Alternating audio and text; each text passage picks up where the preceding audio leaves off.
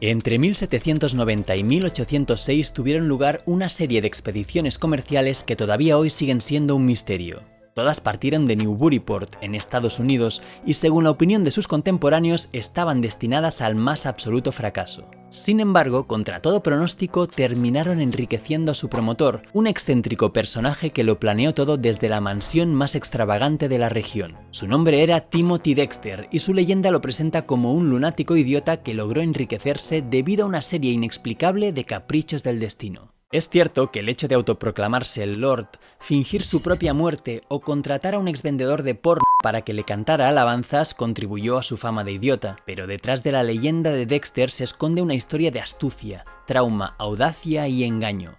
La historia de un hombre del que todos se reían mientras él se reía de todos. Timothy Dexter nació en Malden, en la colonia británica de la bahía de Massachusetts, el 22 de enero de 1747. Su familia apenas tenía recursos para mantenerlo, de modo que con 8 años tuvo que dejar la escuela para ir a trabajar al campo. Lo contrató un granjero local como trabajador no abonado, una curiosa variante de la esclavitud en la que jóvenes pobres y no especializados eran contratados por un periodo de tiempo fijo, solo a cambio de su manutención y sin cobrar ni un céntimo por su trabajo. Dexter permaneció atado a aquel régimen de servidumbre hasta los 16 años. Una vez libre, se mudó a Boston y empezó como aprendiz en una sastrería de cuero, una profesión que resultó ser muy lucrativa. Los mentores de Dexter le enseñaron a trabajar el cuero marroquí, un arte que monopolizaban un puñado de artesanos en toda la ciudad y cuyos productos eran muy demandados entre las damas de la alta sociedad. Gracias a eso no le faltó trabajo y después de 5 años el joven Dexter había conseguido 2 cosas, unos ahorros crecientes y una cartera de clientas satisfechas, por lo que con 21 años adquirió un pequeño local y se estableció como artesano independiente. Unos meses más tarde murió un acaudalado colega de profesión, dejando viuda a Elizabeth Frothingham, una treintañera emprendedora y heredera de una pequeña fortuna. Mientras otros ponían su hombro para cargar al difunto, Dexter ofreció el suyo a Elizabeth y apenas un año después, con 23 años de edad, se casó con ella. Dexter se mudó a la casa de su esposa en Charlestown, el barrio más elitista de Boston. Culminaba de este modo una racha estelar. En tan solo 7 años había pasado de ser un don nadie a ser el dueño de un negocio rentable, disponer de un capital considerable y vivir en el barrio más lujoso de la ciudad. Finalmente había logrado lo que quería, aunque no del todo. No tardó en darse cuenta de que sus nuevos vecinos no lo trataban como un igual. Las pelucas y los vestidos elegantes que ahora vestía no lograban cubrir sus modales rudos e impertinentes, y su incultura se hacía evidente en cada uno de sus comentarios inoportunos. Los nobles de Charlestown le hacían el vacío, negándole lo que él más ansiaba, su reconocimiento. Mientras tanto, el ambiente en las colonias se había caldeado. Las tensiones acumuladas en contra de Gran Bretaña cristalizaron en 1775 con el estallido de la Guerra de Independencia de los Estados Unidos. Y fue precisamente en las turbulencias de la guerra y sus imprevisibles consecuencias donde Timothy Dexter encontró una nueva oportunidad para ganarse el respeto de sus vecinos. Una oportunidad que no le funcionó exactamente como deseaba, pero que inesperadamente lo hizo más rico de lo que nunca habría soñado. Al inicio de la guerra, el Congreso Continental, formado por representantes de las 13 colonias, decidió sacar una divisa propia, el dólar continental, que se usó para pagar a los soldados del ejército rebelde. Debido a las urgencias de la guerra, el Congreso no logró coordinarse con los distintos estados, y estos empezaron a imprimir continentales como si no hubiera mañana. Por su parte, los astutos británicos inundaron las colonias con billetes falsificados como estrategia de guerra. Entre el exceso de impresión y la falsificación, el valor del dólar continental se desplomó en pocos años, de modo que hacia el final de la guerra había perdido todo su valor y quedó fuera de circulación. Durante los años de guerra, las grandes fortunas de las colonias compraron pequeñas sumas de continentales en un intento de restituir la confianza de la población en la nueva divisa. En Boston, figuras reconocidas como el comerciante Thomas Russell o el contrabandista John Hancock, ambos vecinos de Timothy Dexter, también participaron en este acto de patriotismo monetario. Dexter se dio cuenta de las maniobras de sus vecinos, pero no advirtió sus intenciones reales y pensó que estaban invirtiendo de forma seria en la nueva moneda. Así que él hizo lo mismo, pero a lo grande. Invirtió toda su fortuna y la de su esposa en comprar cualquier Continental que pudiera encontrar, en una apuesta increíblemente arriesgada por una divisa que ya estaba muerta. Durante 8 años, Dexter fue dueño de una montaña de papeles inservibles. Pero en 1790, en una medida que nadie esperaba, el Congreso estipuló que los Continentales podrían cambiarse por bonos del Tesoro al 1% de su valor nominal. Es decir, que si tenías 100 Continentales te daban $1 en forma de bono del Tesoro. Eso fue de escasa ayuda para quien todavía conservaba algún viejo fajo de Continentales, pero para Dexter, que había comprado millones de billetes a precios ridículamente baratos, significó el ingreso de nada menos que $47.000, que a día de hoy supondrían algo así como $1.600.000. Ahora sí, Dexter era rico. Seguramente más rico que muchos de sus vecinos en Charlestown, aunque eso solo aumentó el desprecio que ya le tenían. Lo seguían viendo como a un paleto nuevo rico que encima, ahora, lo superaban fortuna por un golpe de suerte. Viendo que no había nada que hacer con las élites de Boston, Dexter decidió recoger sus bártulos y mudarse a otro lugar donde le fuera más fácil obtener el reconocimiento que tanto deseaba. El destino elegido fue Newburyport, una pequeña y tranquila ciudad costera al norte de Boston que, si bien seguiría siendo pequeña, pronto dejaría de ser tranquila. Nada más llegar a Newburyport, Dexter sentó las bases de su futura vida como magnate local. Compró una casa, 2 barcos y escribió a las autoridades locales para que le asignasen un cargo político. En un principio su petición fue denegada, en parte debido a que la nota resultaba ilegible, pero Dexter era rico y no tenía nada que hacer, así que usó la estrategia del desgaste. Durante días siguió enviando decenas de peticiones exigiendo o suplicando el puesto, hasta que finalmente las autoridades se rindieron y le otorgaron el cargo de informador de ciervos. Su cometido era anotar diariamente los avistamientos de ciervos que se producían en Newburyport, una tarea poco agradecida ya que, como sabía todo el mundo, no había un solo ciervo en la zona desde hacía más de 20 años. Afortunadamente pudo compaginar su carrera política con sus asuntos domésticos. Se instaló en una casa señorial que adaptó a su estilo particular. Le añadió un águila de oro en la cúpula, unas almenas en el tejado y 40 estatuas en el jardín que representaban a tamaño real grandes personalidades de la época como George Washington, Napoleón Bonaparte, el zar de Rusia o el mismo Timothy Dexter. En la placa de su estatua se lo describía como el filósofo más grande del mundo occidental. Las estatuas atrajeron a centenares de locales que querían visitar el jardín, cosa que agradó a Dexter, pero también fueron objeto de burla, lo que hizo que Elizabeth, su esposa, no soportara la humillación y se mudara temporalmente a otra casa. Esto dejó el camino libre a Dexter y a su hijo para que organizaran sus célebres juergas nocturnas. Sí, Dexter y Elizabeth tenían un hijo, Samuel, y una hija, Nancy, que posteriormente fueron descritos como medio tarado y completamente tarada. Al parecer, lo único que Dexter logró transmitirles de forma consistente fue su afición a la bebida. Dexter bebía a diario y en sus estados más inspirados de embriaguez trataba de entablar conversación con las damas que paseaban por su jardín. En ocasiones se dejaba llevar por sus impulsos tomando iniciativas que eran frenadas con mano izquierda y mano derecha. Como era de esperar, Dexter tampoco encajó entre la alta sociedad de Newburyport, pero esta vez adoptó un enfoque distinto que en Boston. Si no recibía el reconocimiento de los más ricos, siempre podía comprar el de los más pobres. Así que se concedió a sí mismo el título de Lord Dexter y empezó a dar pequeñas propinas a quien lo llamara de esa forma. Y no contento con eso, también contrató a un poeta para que le recitara alabanzas, al más puro estilo de los reyes europeos. Ese poeta era Jonathan Plummer, un buscavidas que había tratado de hacer carrera como orador religioso, pero su teoría de que existían millones de planetas habitados y que Dios estaba demasiado ocupado como para atender los asuntos terrícolas no terminó de cuajar entre los feligreses. Así que para sobrevivir vendió pescado, fruta e incluso pornografía de la época. Todo eso mientras recitaba poemas escritos de su puño y letra. Dexter se cruzó con él en el mercado, supo apreciar su talento y lo mantuvo en nómina hasta el día de su muerte. Más de 3.000 personas acudieron a su funeral, que se celebró con gran solemnidad en el jardín de la mansión familiar. Después de enterrar el ataúd,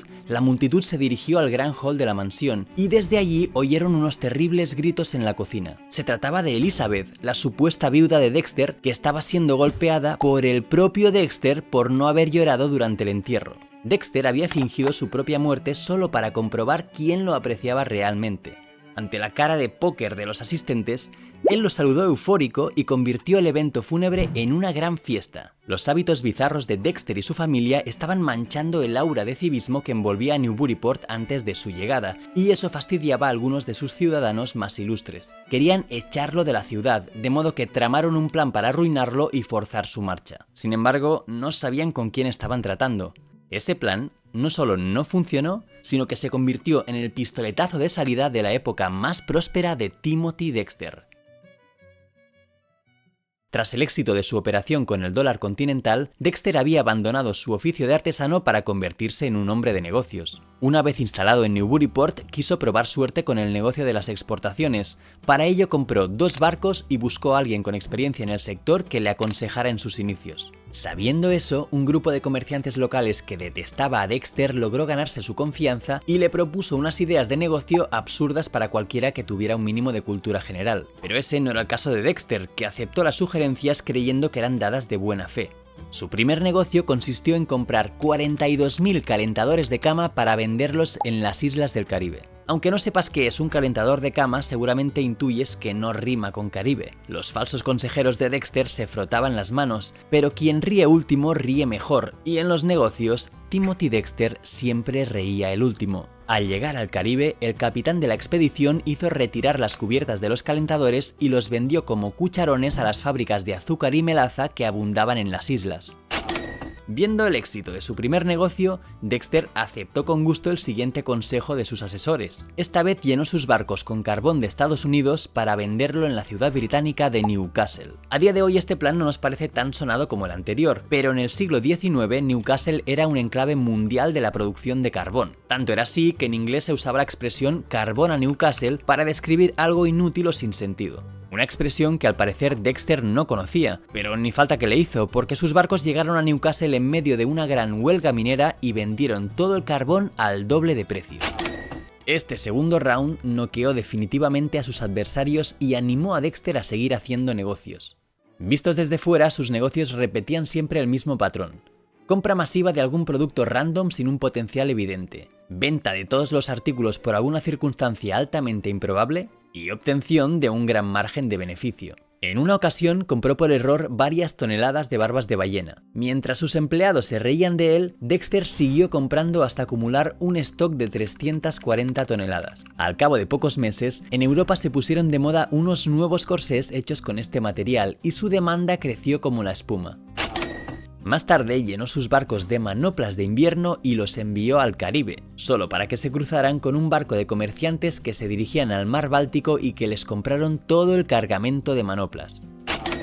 Cuando Newburyport sufrió una fuerte sobrepoblación de gatos callejeros, Dexter ofreció una pequeña recompensa por cada gato que le llevaron a su casa. Poco después embarcó a centenares de gatos callejeros hacia las islas del Caribe, donde se vendieron rápidamente y con gran beneficio como solución a las plagas de ratas que infestaban los puertos caribeños. A ver, exportar gatos para que exterminen ratas no es una idea que suene muy estúpida, más bien tiene bastante lógica, pero bueno, sigamos. Dexter también usó estrategias agresivas de marketing para asegurar el éxito de sus operaciones comerciales. Por ejemplo, cuando compró un lote de 21.000 Biblias a precio de saldo y las envió a su lugar favorito para hacer negocios. Pero esta vez dio instrucciones a su tripulación para que al llegar a cada puerto extendiera el rumor de que todo aquel que no tuviera una Biblia en su casa ardería eternamente en el infierno. Y funcionó, se vendieron todas las Biblias con un beneficio del 100%. Vale, un momento. Esta maniobra tampoco parece obra de un idiota. De hecho, Dexter hizo lo que recomiendan los expertos en marketing de hoy en día: tocar los puntos de dolor de su cliente potencial, que en ese caso era la posibilidad de arder en el infierno, y luego darle una solución a su problema. Sea como sea, lo cierto es que la historia real de Dexter está plagada de pequeños detalles que no encajan con la imagen del magnate estúpido y destartalado que se supone que era. Esos detalles dibujan una personalidad mucho más astuta y despierta, aunque también herida por el trauma. Y además, también parecen indicar que Dexter era bastante menos rico de lo que todo el mundo creía. La leyenda de Timothy Dexter es una historia que funciona. Es graciosa, entretenida y nos ofrece el oscuro placer de reírse de alguien más estúpido que uno mismo. Y cuando algo funciona, ¿para qué cambiarlo? Bajo esta lógica, la leyenda de Dexter se ha reproducido invariable durante más de 200 años. No obstante, ya en 1886, un historiador llamado William Todd escribió un pequeño ensayo sobre Dexter en el que demostró lo hueca que resultaba su leyenda. En su escrito, Todd analizó los detalles de la vida de Dexter y llegó a dos conclusiones. Timothy Dexter no era idiota y tampoco era tan rico como quería aparentar. Para respaldar sus conclusiones acerca de la perspicacia de Dexter, William Todd resaltó algunos hechos que suelen quedar ocultos en su leyenda. En primer lugar, Dexter sabía cómo gestionar un negocio. Hay que recordar que salió de la pobreza por sus propios medios. Para cuando pegó el pelotazo con los Continentales en 1790, ya llevaba más de 20 años viviendo de su negocio. Dexter era disciplinado con sus vicios. A pesar de ser un borracho empedernido, nunca tomó decisiones de negocio bajo los efectos del alcohol. Hacía sus gestiones por la mañana y se emborrachaba por la tarde. Además, trataba de asesorarse bien. Dexter no se fiaba solo de sus intuiciones, sino que solía contratar intermediarios para recopilar información del mercado y asegurar sus transacciones. Dexter, y esto es muy importante, sabía hacerse el tonto. A menudo daba informaciones aparentemente absurdas para justificar sus compras, y eso hacía que los vendedores se relajaran y vendieran a precios más bajos. Pero a pesar de eso, su fama le precedía. Muchos comerciantes eran reticentes a hacer tratos con él, ya que daban por hecho que si Dexter compraba algo, su precio terminaría subiendo aunque no vieran ninguna razón para ello. Estos hechos muestran que Dexter tenía más luces de lo que parecía y que seguramente sus éxitos comerciales dependieron más de sus habilidades que de su suerte. En cuanto a su fortuna, William Todd concluyó que debió ser unas 10 veces menor de lo que indica su leyenda. En sus memorias, Dexter cuenta que tenía a su disposición 9 toneladas de plata, equivalentes a unos $300.000 de la época. Sin embargo, su patrimonio a la hora de su muerte tan solo rondaba los $35.000. Y ojo, esa cifra ya era una buena suma en 1806, pero no lo suficiente como para ser extremadamente rico. Entonces, ¿dónde estaban los grandes beneficios de sus aventuras comerciales? Pues posiblemente nunca existieron. William Todd contrastó las cifras de los negocios de Dexter con la realidad de la época y llegó a la conclusión que, en caso que existieran tales negocios, tuvieron un volumen mucho más pequeño. Por ejemplo, según Todd, a finales del siglo XVIII no era posible obtener 340 toneladas de barbas de ballena en el mercado, y la exportación de 42.000 calentadores de cama hubiese requerido una logística de la que Dexter no disponía en ese momento. Aunque hay un dato que es clave: ninguna de las grandes exportaciones que menciona Dexter en sus memorias aparece registrada en el libro de la aduana del puerto de Newburyport.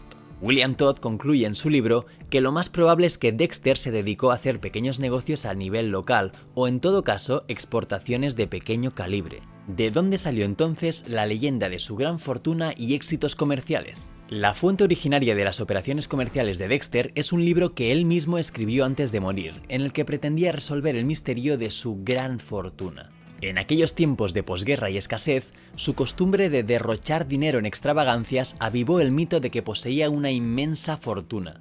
Dexter disfrutaba del reconocimiento que le proporcionaban esos rumores, y durante su vida en Newburyport se dedicó a alimentar el mito de su riqueza manteniendo el misterio de su origen.